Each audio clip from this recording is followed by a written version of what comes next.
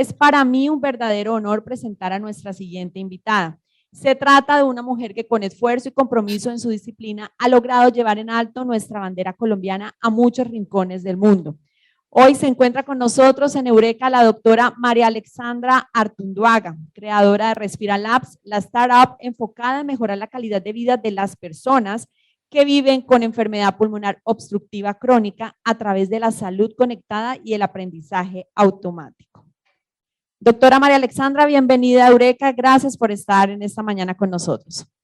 Hola, muchísimas gracias por la invitación. Buenos días a todos. Buenos días, doctora María Alexandra. Muchas gracias por atender esta invitación. Gracias por conectarte donde estás. Y bueno, quisiera que le pudieras contar a nuestros emprendedores y empresarios cómo es que una médico científica decide apostarle al emprendimiento y qué le motivó a tomar esta decisión.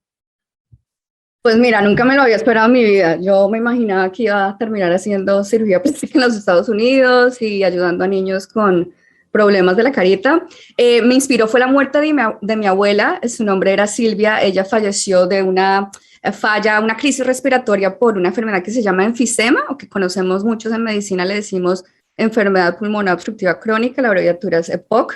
Es una condición que afecta muchísimo la forma en cómo uno respira. Uno siempre se siente muy ahogado.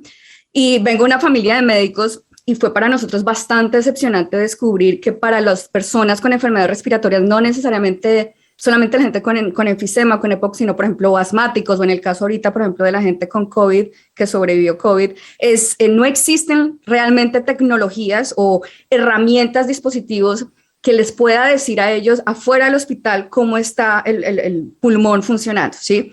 En el caso de mi abuela, ella fallece porque ella no era muy buena a la hora de entender cómo se estaba sintiendo, los signos, los síntomas, ¿sí? O sea, me estoy sintiendo sofocada o no.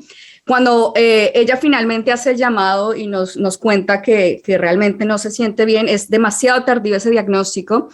Desafortunadamente ella es admitida a la unidad de cuidado intensivo, se complica ahí y fallece días posteriores. Entonces, en ese momento, y bueno, la verdad es que tenía otros conflictos personales durante mi entrenamiento en cirugía, decidí que iba a dejar la medicina clínica para siempre y decidí reentrenarme y concentrar mis energías en desarrollar tecnologías médicas, sobre todo para algo tan importante como es, algo así tan importante como es, por ejemplo, el hecho de que mi abuela fallece porque no existen esas tecnologías. Y curiosamente, no es común tener médicos trabajando con ingenieros desarrollando tecnologías médicas. Entonces me pareció bastante interesante la oportunidad. Doctora María Alexandra, muchas gracias por compartirnos esta experiencia de vida. Y bueno, y ahora entrando un poco más en detalle de esta plataforma, quisiera que nos explicaras un poco cómo funciona Respira Labs y se trata todos los detalles de esta plataforma. Listo, entonces, Respira Labs es una hard tech company, sí, una compañía difícil en cuanto a tecnología, porque lo que estamos haciendo es todo desde el principio, ¿sí? Estamos utilizando ciencia para crear nueva tecnología, hardware, que es, por ejemplo, este es el dispositivo, es uno de los prototipos de generación 1, que eso fue la que hicimos el año pasado, y también estamos desarrollando mucho software que permite monitorear continuamente al paciente, ¿sí? En cualquier lugar, digamos, por fuera del hospital, sin tener que ellos realicen pruebas en el hospital, ¿sí? Las pruebas iniciales que ya realizamos de la tecnología, confirmamos que podemos evaluar cambios de volúmenes de aire de los pulmones, porque la forma en como en medicina medimos los pulmones es entendiendo el volumen de aire en litros que sale o entra. Y podemos hacerlo incluso con una precisión de casi a nivel clínico de lo que encontramos en las máquinas en los hospitales, incluso por un costo de casi más o menos 10 veces inferior. Entonces, ¿por qué vale la pena hacer esto? Porque en este momento la forma en como los médicos y los pacientes diagnostican la exacerbación o la crisis respiratoria es entendiendo cómo se encuentran, o sea, signos y síntomas, y eso es todo. Entonces los médicos hacemos diagnósticos preguntándole al paciente, ¿usted cómo se siente hoy? Y la verdad, como pueden pues, entender, es lógico que hay una gran oportunidad para innovar ahí. La forma en cómo funciona el dispositivo, lo que hacemos es que medimos los volúmenes de aire utilizando el principio de la resonancia acústica. Entonces lo que hicimos fue que diseñamos un sensor que utiliza micrófonos y amplificadores que podemos encontrar, digamos, en audífonos o en dispositivos acústicos para gente que, digamos, es sorda. Y lo que hacemos es que emitimos ese sonido, como utilizamos el tórax o, digamos, el pecho como si fuera un instrumento musical, ¿sí? Mandamos ese impulso, ese estímulo acústico y de regreso utilizamos matemática y procesamientos de señales bastante complicados para entender, para transformar esos datos en resonancias y entender cuándo es que una persona o un paciente empieza a atrapar aire, o sea, el aire se queda más tiempo adentro, porque ese es uno de los primeros signos que encontramos en los pacientes cuando se empiezan a deteriorar. Entonces, estamos creando un nuevo biomarcador digital. Eso es lo que estamos haciendo. Espero me lo hayan entendido. Es un poco complicado entender. Vamos entendiendo, porque hoy hemos estado en sintonía con inteligencia artificial, empresas de base tecnológica para salud, así que vamos ahí entendiendo un poco y entendemos que pasaste de médico científica como a ingeniera biomédica, algo así, como articulándote con ingeniería y creando dispositivos para el tratamiento, y hemos visto ahí que nos mostraste un dispositivo bien interesante, y uno se pregunta, bueno, cuando ve toda esta técnica y todo esto que finalmente lo que tiene es un espíritu de mejor servicio al paciente, ¿eso cómo se monetiza? ¿Cuál es el modelo de negocio de Respira Labs?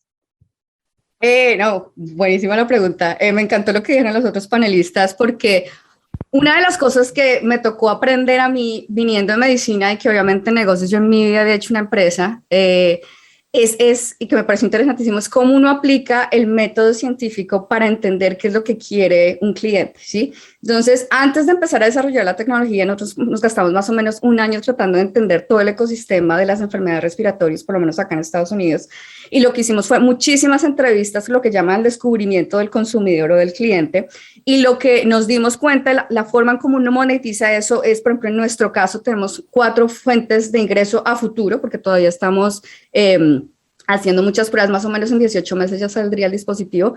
Una de ellas es, por ejemplo, como herramienta de investigación para pacientes con enfermedades respiratorias, por ejemplo, en el caso del COVID prolongado, ¿sí? En donde podemos incluso cobrar hasta $1,000 por cada paciente en Estados Unidos, obviamente, porque acá el costo de la salud es sumamente elevado. Y eso cubriría, digamos, lo que es el hardware, el dispositivo, los parches, el acceso a los datos, toda la plataforma como tal. También, por ejemplo, podemos vender la solución a farmacéuticas, incluso podemos cobrar hasta 3 veces más el valor, porque ellos tienen unas especificaciones bastante estrictas en cuanto a cybersecurity, o sea, seguridad. Número 2, podemos también, y es una vertical que también estamos tratando de investigar pues con mucho testeo en online, es por ejemplo para vendérselo a consumidores, gente que quiere entender cómo están sus pulmones, ¿sí? No necesariamente el paciente con EPOC, con asma, sino por ejemplo un atleta o alguien que quiere entender, una persona digamos que tiene COVID y no tiene ni idea cómo le está yendo, si tiene que ir al médico, si necesita una prueba de función pulmonar como tal, ¿no? La seria, la grande, la costosa. Ahí también podría haber una oportunidad de negocios más o menos a un costo de $600 al año, todo cubierto. La tercera, por ejemplo, sería también como un dispositivo que le vendemos a empresas de telemedicina o empresas de monitoreo remoto que están muy en boga y muy de moda ahora, por lo menos en Estados Unidos, claramente en Colombia y Latinoamérica, en donde ellos ya de hecho tienen una forma de cobrarle a las aseguradoras, entonces sería por ejemplo más o menos $720 al año, todo eso cubierto por aseguradora. Nuevamente no se asusten por los números, es simplemente en Estados Unidos todo es costosísimo, y ya yo creo que lo ideal o mi sueño como tal es hacer un dispositivo y sobre todo una plataforma que sea capaz, o sea, volverle una compañía de datos y de software, puramente un data company, ¿sí? En donde lo que hacemos es desarrollar algoritmos de inteligencia artificial para ser capaces de predecir cuándo alguien está a punto, digamos, de exacerbarse, de tener la crisis al menos 48 horas antes, para así facilitar las intervenciones tempranas remotas, porque ahora la tendencia es llevar el hospital a la casa y poder evitar todo lo que son las hospitalizaciones costosas y sobre todo el incremento de la mortalidad de pacientes o de personas que tienen exacerbaciones, porque si tú vas al hospital te complicas, te infectas, pasan miles de cosas. Entonces, evitar eso es supremamente importante.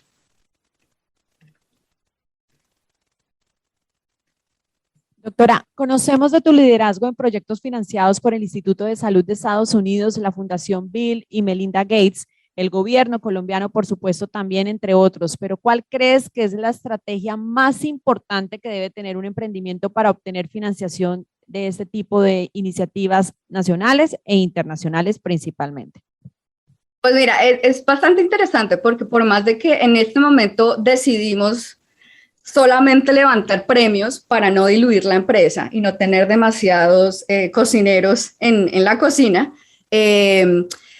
decidimos hacerlo, pero aplicando lo que es, por ejemplo, están mencionando los otros panelistas, ¿sí? ¿Cómo es que uno hace que una aplicación de uno se sobresalga del resto? Entonces, obviamente, lo que yo te decía, por ejemplo, el descubrimiento del cliente, validando bastante las hipótesis que tienes y sobre todo haciendo las entrevistas, recolectando todos esos datos de una manera bastante juiciosa, ¿sí? Porque uno mismo tiene sus propios sesgos, ¿sí? Entonces se organiza en Excel, esta es la entrevista, esto fue lo que me dijeron, esto fue lo que yo aprendí y tratar de buscarle esas señales, ¿sí? ¿Qué es lo que están utilizando en este momento? ¿Cuánto están pagando por eso? ¿Estarían dispuestos a cambiar la solución que están utilizando? Tratar de entender cuál es el dolor, como le dicen acá en inglés, el pain, de que alguien necesita algo para solucionarse, pero ya. Entonces, eso fue lo que hicimos y ya hemos levantado 2 millones.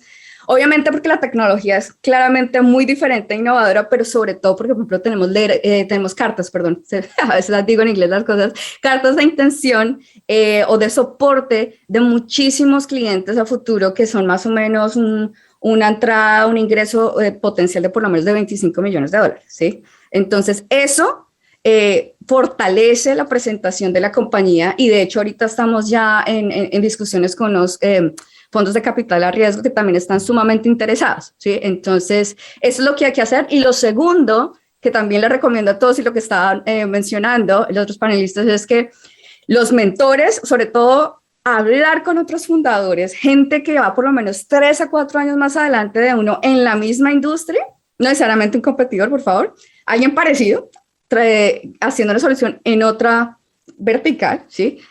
Y tratar de aprender mucho de esa persona, ¿sí? Entonces, haciéndole preguntas, ¿cómo es que se hace eso? Porque yo tenía ni idea cómo hacer proyecciones financieras y literalmente lo que yo hice fue que le mandé a mi red de acá, del área de la Bahía, que pertenezco a muchísimas, bueno, ¿quién me va a dejar ver el Excel de las proyecciones financieras de su primera ronda? Y ¡pum! 5 personas me respondieron. Entonces, ese intercambio de ideas tan generoso, que de hecho pasa muchísimo en emprendimiento, que por ejemplo no pasa en medicina, es una cuestión de la cual uno tiene que realmente tratar de estar ahí, sobre todo de sacar el máximo provecho que uno pueda, hablar con otra gente.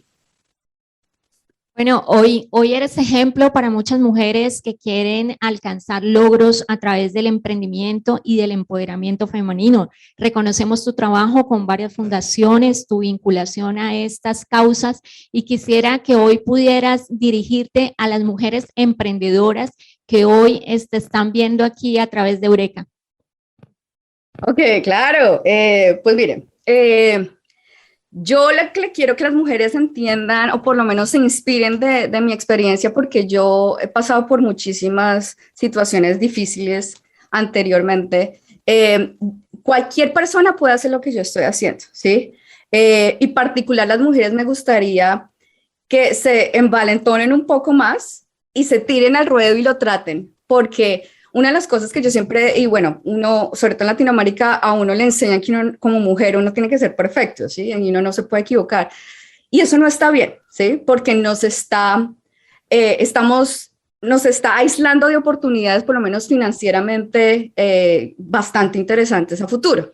Yo digo que las mujeres también tenemos que hacerlo porque los datos nos dicen y soportan que las mujeres son mejores fundadoras e incluso directoras ejecutivas o CEOs. Entonces, por ejemplo, hay varios artículos que han salido en el último año. Por ejemplo, hay un fondo de capital a riesgo que se llama First Capital, está en Nueva York, y ellos hicieron un análisis de todas las compañías en las cuales ellos han invertido y descubrieron que todas las empresas que son fundadas por que tienen al menos una mujer como cofundadora, estas empresas se desempeñan más o menos 63% mejor que solamente tener hombres cofundadores.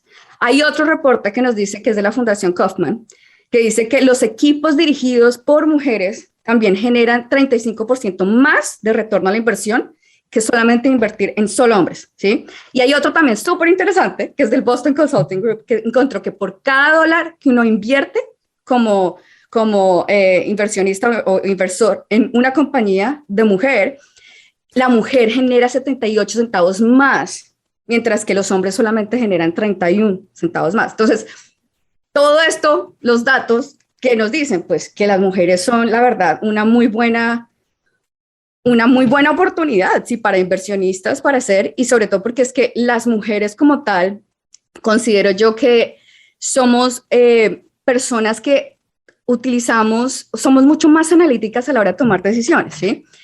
Necesitamos saber exactamente a dónde va a ir el dinero, ¿sí? También porque tenemos una forma de ver los riesgos, una forma un poco diferente a como lo hacen los hombres, entonces somos mucho más medidas a la hora de tomar esas decisiones, sobre todo de hacer las cosas. Entonces, por eso es que vale la pena no solo invertir en mujeres, sino que seguramente los próximos unicornios de los siguientes 20 años, las mejores inversiones van a ser mujeres. Así es, definitivamente debemos creer en el poder femenino, ¿no? Y seguir adelante con nuestros proyectos. Muchísimas gracias, doctora. Es un honor realmente para nosotros haberla tenido en Eureka y esperamos contar con su participación en las próximas ediciones.